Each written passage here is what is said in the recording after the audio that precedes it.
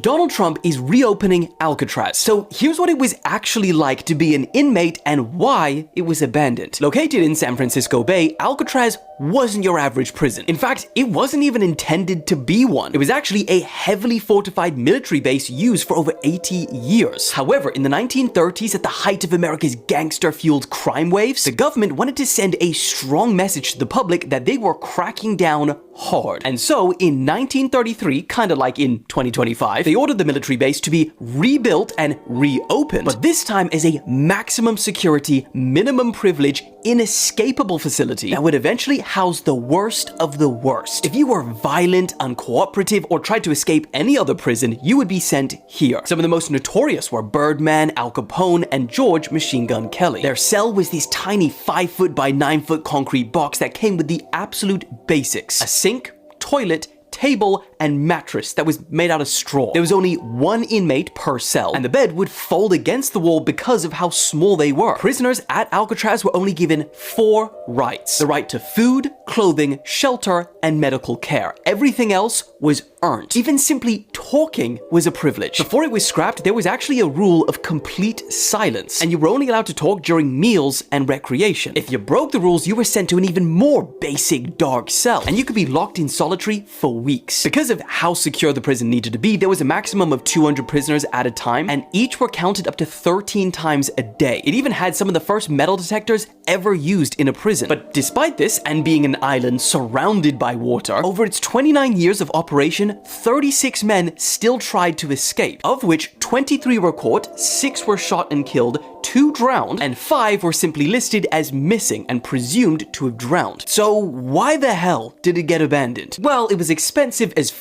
$3 to $5 million a year just for basic operations. And it was roughly 3 times more expensive than any other prison in the country. But now that it's been turned into a tourist destination, it actually makes around $30 million a year just through ticket sales. So it's very clear to reopen Alcatraz in 2025 wouldn't make sense financially. But it never did. It was always kind of a symbol to the public that things were going to change. And it seems like that's exactly what we're seeing again today. But the question is, what do you think? Should Alcatraz be reopened as a prison, or should that part of America be left in the past?